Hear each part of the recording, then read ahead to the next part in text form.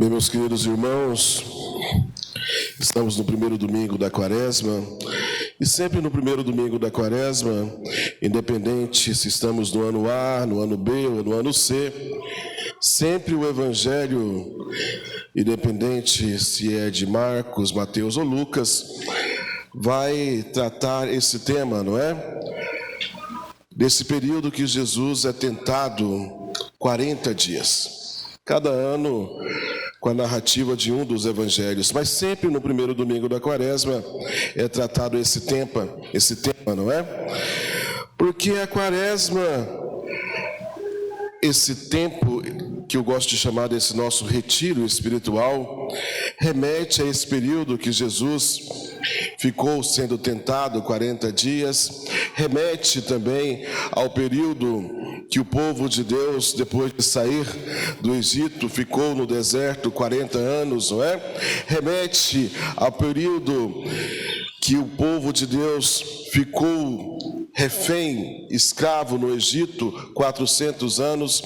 Então, sempre esse 40 que se desdobra é um tempo de preparação, um tempo de crescimento, um tempo propício para algo, não é?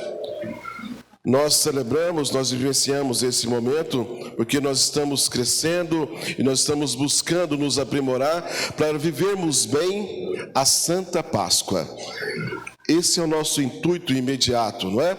Nos prepararmos para vivermos bem a Santa Páscoa que celebraremos daqui a pouco menos de 40 dias. Mas veja, o texto que nós lemos hoje, tirado da narrativa de São Lucas, é primoroso e nos dá grandes ensinamentos. E nesse ano C nós temos a possibilidade de nos aprofundarmos mais, porque Lucas, também como Mateus, eles são bastante atenciosos aos detalhes, não é? Marcos faz uma leitura desse momento bem mais resumida, mas São Lucas nos explica as tentações, tem uma narrativa que faz com que a gente cresça e nos aprimoremos enquanto buscadores, né, de fazer um seguimento sincero de Jesus. Vamos adentrar a primeira narrativa para que a gente perceba essa ação de Jesus, para podermos responder alguns questionamentos e depois nós vamos lançar isso na nossa vida, né? Vamos fazer essa caminhada. Vamos nos ater à narrativa bíblica.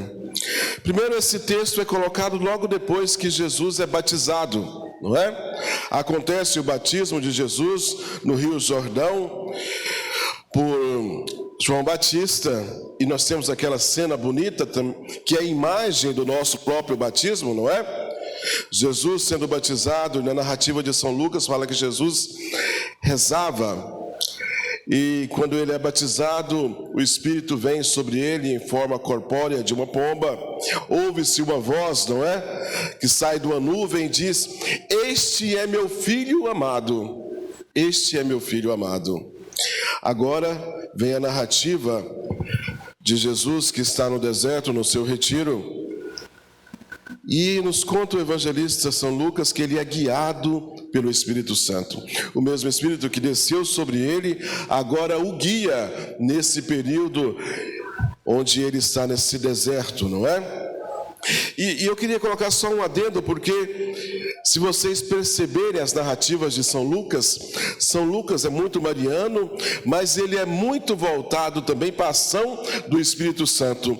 É ele que mais narra, não é, a ação do Espírito Santo entre os evangelistas sinóticos.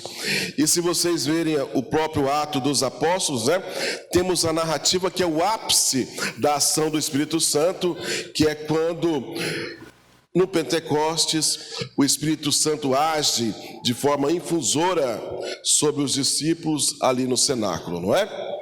Mas voltando ao texto, Jesus então é tentado, e aí vamos citar alguns elementos que a gente tira já desse texto bem a princípio, não é? Jesus é tentado em coisas simples e cotidianas, não é? não é algo inusitado, não é algo muito espetacular. São nas coisas simples, como também nós, nas nossas tentações, não somos tentados em algo sobrenatural, algo muito espetaculoso, não é? São nas coisas simples do nosso cotidiano. A primeira tentação que Jesus sofre é referente à sua própria espiritualidade, não é? Eu diria assim, ao que ele se propõe a fazer.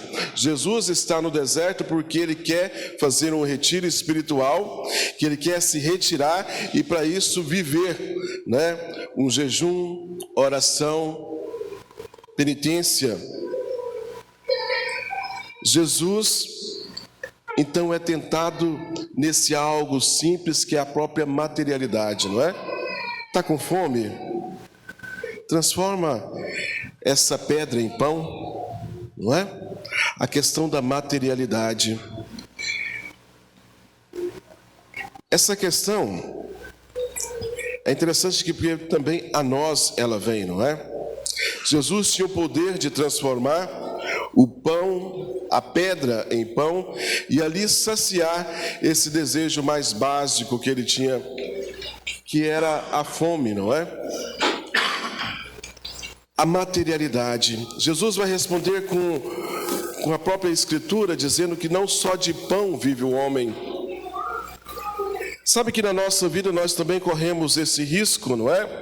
De viver somente querendo saciar em nós o que é material, não é? Querermos apenas dinheiro, recursos, querermos apenas uma satisfação mediante aos prazeres que esse mundo nos oferece, mediante, não é, as satisfações mais básicas, seja na nossa sexualidade, seja na nossa alimentação, seja no nosso lazer.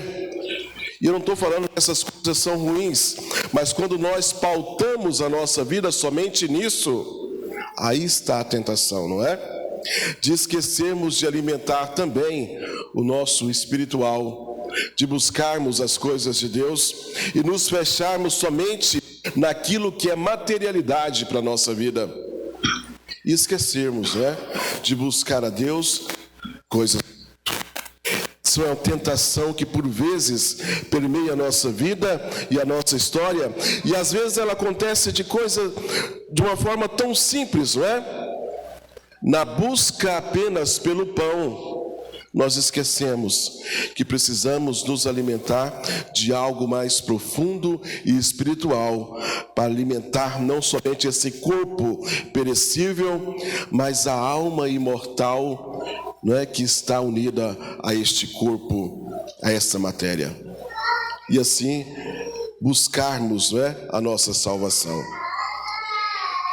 A segunda tentação de Jesus é referente ao poder, não é? O tentador oferece a Jesus essa possibilidade dele dominar, exercer o seu poderio nas nações de diversas formas. Sabe, essa é uma tentação que Jesus poderia fazer assim e obtê-la, né? Porque Ele é Deus, Ele tem o poder, não é, de dominar e subjugar quem Ele quiser. Veja as possibilidades. Jesus sendo Deus, a qualquer hora Ele poderia, né, seria uma tentação, Ele fazer uso do seu poder e da sua onipotência para subjugar toda a humanidade, toda a criação. É uma tentação que também vem a nós, a tentação do poder, não é? E como isso acontece de forma tão paulatina que por vezes aqueles que têm o poder ou detêm o poder nem percebem, não é? Porque o poder a gente vai adquirindo aos poucos. O poder acontece quando nós exercemos domínio ou um senhorio sobre, ou um pastoreio sobre qualquer coisa da nossa vida, não é? Um pai e uma mãe exercem o poder sobre os filhos e de alguma forma sobre o outro cônjuge, Se você tem um emprego, o seu cargo, não é? Favorece um poderio sobre os seus subjugados. Se você tem um cargo nessa empresa, aqueles que estão sob a sua gerência, você exerce um poder sobre eles. Então, em toda a nossa vida, sempre há essa unção do poder, não é? Essa função do poder. Mas o poder, se ele está desligado do amor de Deus, ele pode também subjugar as pessoas de uma maneira muito triste, não é? E desumana. Quando eu imponho ao outro algo que não é bom, não é? Algo de domínio, não para o crescimento do outro, mas para o meu prazer, para as minhas satisfações, não é? A questão de nós vermos por aí tantos governos autoritários que impõem sobre as nações aquilo que não as fazem crescer nem melhorar, mas sim movido por suas próprias paixões e vaidades. Nesse ponto nós vemos tantas guerras, nesse ponto nós vemos tanta desumanidade acontecer, mesmo nos tempos de hoje, onde a humanidade se diz tão instruída, não é? E a terceira tentação de Jesus é a respeito da vaidade, eu diria, não é? Jesus é colocado, levado à parte mais alta do templo, e ali o encardido tenta Jesus, e dessa vez ele usa até a própria Escritura, não é? Ele usa o Salmo que nós recitamos hoje, o Salmo 90 e 91, para dizer a Jesus: olha, se joga daí na parte mais alta do templo, porque não está escrito lá no Salmo que os anjos te carregarão, não te deixará cair, não fará tropeçar em nenhuma pedra, não é? O encardido conhece a palavra de Deus, e Jesus vai dizer: olha, não tentarás o Senhor teu Deus. Sabe, Jesus, a qualquer momento, ele poderia usar os seus poderes para a sua própria vanglória, não é? Ele poderia usar das suas curas, da sua pregação, para se vangloriar, para fazer um espetáculo, um show, e de repente ser reconhecido, não é? Ficar famoso não por sua ação na pregação do reino, não por levar as pessoas a Deus, não por restabelecer essa amizade com Deus, mas porque Ele é poderoso, é o bonzão, capaz de fazer curas e milagres. Sabe que é uma tentação que também recai sobre nós, porque nós, com os dons e os bens que o Senhor nos cumula, por vezes nós somos tentados também a querermos sermos reconhecidos por aquilo que nem é próprio nosso, mas é um dom que Deus nos deu, não é? E de repente a nossa pregação, a nossa fala de Deus, não é mais para engrandecer o nome de Deus ou levar as outras pessoas a ter um crescimento em Deus, mas para que sejamos reconhecidos. Olha, esse fala bem, esse tem uma palavra, vamos chamar ele para pregar. Ou a nossa própria vida de oração, não é? Quando nós vamos à igreja, andamos com o nosso terço, quando nós rezamos e fazemos as nossas devoções e práticas espirituais, olha, se isso não for para engrandecer a Deus, a gente precisa muito, não é? Buscar essa vontade na nossa vida. Nós caímos na fina tentação de que isso seja apenas vaidade, não é? Ou seja, eu faço isso, eu oro, eu vou à igreja, eu rezo o meu terço, eu tenho minhas devoções, não porque eu quero ter uma intimidade maior com Deus, mas para que o outro veja que eu estou fazendo. Mas para que o outro veja, olha, esse aí gosta de rezar um terço, né? Olha que pessoa piedosa, todo domingo está na igreja, está na fila da comunhão. Olha como ele é bom. Olha, fulano, reza por mim. Estou vendo que você gosta de rezar, reza por mim. Não é? A tentação a ter as coisas de Deus. Veja que o evangelista mostra que o encardido leva Jesus acima do templo, não é? Ele está acima do templo. É a tentação que nós temos de estarmos acima da igreja, acima das coisas de Deus, como se nós fôssemos o arauto de toda a salvação, não é? A tentação de nós estarmos no lugar de Deus, ou acima de Deus. Queremos sermos reconhecidos não por Deus em nós, mas pelas coisas que nós fazemos e dizemos que é para Deus, não é? É uma grande tentação que nós passamos. Então, meus queridos irmãos, olha, essas tentações que Jesus passa, os estudiosos da Bíblia, pessoas inteligentíssimas, não é? Questionaram-se durante muito tempo, dizendo: olha, será que Jesus poderia cair nessas tentações? Ele foi tentado, não é? Mas será que ele poderia cair nessa tentação? O diabo o tentou, ele queria algo de Jesus, mas será que Jesus poderia cair nessas tentações? O que vocês acham? Sim ou não? Estão indecisos, né? Sim ou não? Não poderia, não é? Pelo simples fato, Jesus assume até essa dimensão da nossa natureza humana decaída, não é? Por isso ele sofre a tentação, porque Jesus, na sua ação de redimir a humanidade, ele tem que assumir tudo que é próprio da humanidade, não é? São Paulo vai dizer que Jesus, mesmo não sendo pecador, ele se faz pecado pela nossa salvação. Ele não tem pecado, ele não é pecador, mas ele se faz pecador, ou seja, ele assume a nossa humanidade decaída, mas a sua vontade ainda está ligada à sua natureza divina. Ele ainda é pessoa divina, não é?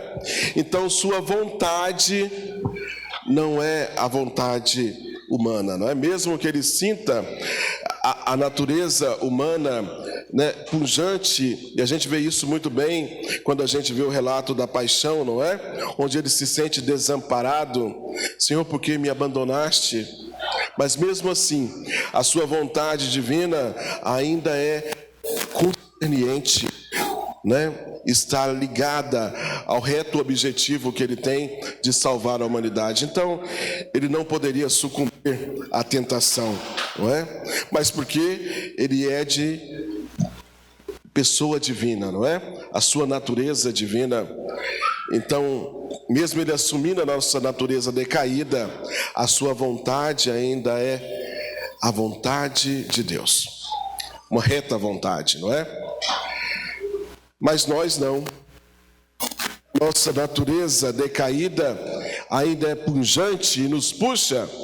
Então nós temos que fazer uso dos nossos exercícios quaresmais para a gente vencer essas tentações, não é? Quarta-feira de cinza nós tivemos a leitura onde Jesus nos ensinava isso, a viver a oração, o jejum e a caridade, não é? Na primeira tentação que Jesus tem, e a nossa própria tentação, que fala sobre essa materialidade, não é? De nós buscarmos as satisfações materiais e esquecermos de alimentar o nosso espiritual, a gente combate isso com jejum, não é? Porque é um jejum que mortifica esses nossos desejos materiais, essas nossas vontades materiais, para que a gente possa, mortificando esses desejos, encontrar paz na vontade reta, que é a vontade de Deus para nós, não é? A segunda tentação, que é a do poder, a gente combate essa tentação do poder com a caridade, não é? Porque o mau uso do poder É um olhar mau que a gente tem para o outro, não é? É o nosso não cuidar do outro. O poder mal usado faz com que a gente use do nosso próximo, com que a gente explore o nosso próximo, com que a gente subjugue aqueles que estão ao nosso poder. Mas quando a gente usa da caridade, a gente tem um olhar voltado para o outro, não é? A gente cuida do outro. Então a caridade é o exercício onde a gente combate essa tentação do poder, do mau uso do poder, não é? E por último, a oração, para combater a vaidade, não é? O querer aparecer, para a gente não tentar a Deus naquilo que Deus nos deu. O uso da oração nos ajuda a combater. Veja então que aqueles nossos exercícios espirituais, não é? Ou quaresmais, é algo para a gente levar para a vida inteira. Porque fala que Jesus foi tentado no deserto, mas no finalzinho do evangelho, do trecho que nós lemos hoje, vai dizer o quê? Que o diabo se retirou para tentar Jesus depois, no momento mais oportuno, não é? Então a nossa luta contra o poder do mal, contra a tentação, é durante toda a nossa vida. Então nós precisamos fazer uso desses exercícios para o nosso crescimento e para podermos vencer também essas tentações que podem afligir a cada um de nós, não é? Nós não somos inerentes, não é, a tudo isso. E eu gosto de dizer isso porque é uma verdade muito grande, não é? Olha, se o encardido foi capaz de tentar o Filho de Deus, o Filho de Deus, quanto mais a nós, comedores de feijão, não é? Não seremos tentados nessa vida. E outra coisa que eu digo, e eu quero que vocês percebam, Jesus, no seu batismo, a voz do Pai vai dizer sobre ele: este é meu filho amado. E eu disse que a imagem do batismo de Jesus é a mesma imagem do nosso batismo, não é? Porque quando nós somos batizados, nós somos imbuídos dessa dignidade de sermos filhos de Deus. É como se o Pai também no nosso batismo dissesse a cada um de nós: este é meu filho amado. A cada um de nós: este é meu filho amado. E veja que as tentações, o que o encardido quer tirar de Jesus e também de nós, é justamente isso, não é? A imagem de filho, essa dignidade de filho. O que ele diz a Jesus? Se és o Filho de Deus, fala para essa pedra transformar-se em pão. Se és o Filho de Deus, atira-te aí de cima. Tudo para deformar a imagem de Deus e assim a imagem de Filho de Deus. O tentador nos tenta para tirar de nós essa dignidade de Filho amado de Deus. Vamos pensar sobre isso durante esse nosso retiro espiritual, vamos dizer assim, né? Que é o período da Quaresma, esse período de crescimento para cada um de nós. Todos nós somos tentados de alguma forma, mas nós temos que buscar, não é? Essa palavra, que é a palavra de Deus, para poder nos guiar nessa nossa caminhada. São Paulo vai dizer justamente isso, né? Jesus faz uso da palavra, da Escritura, para refutar o encardido. E São Paulo também, na leitura de hoje, ele nos diz algo sobre isso, não é? Ele começa dizendo o que diz a Escritura: que a palavra está perto, na tua boca e no teu coração. Muito ligado ao que nós rezamos no domingo passado, não é? Quando no Evangelho dizia que a boca fala aquilo que o coração está cheio. Se o nosso coração está cheio de Deus, se o nosso coração está alimentado pelo pão da vida, se somos guiados pela palavra de Deus, a nossa boca e a nossa vida profere Jesus Cristo, não é? O que sai da nossa boca é o bem. Mas quando nós nos alimentamos de coisas que não são de Deus, a nossa boca profere e a nossa vida testemunha só aquilo que nos distancia de Deus e por vezes fere o outro e magoa tantos na nossa vida. Vamos pensar, para que a gente possa ter um crescimento e alcançar graça nessa quaresma, não é? De uma vida em Deus, de mais intensidade nas orações e na nossa intimidade com Deus. Amém? Amém. Louvado seja nosso Senhor Jesus Cristo. Para sempre seja louvado.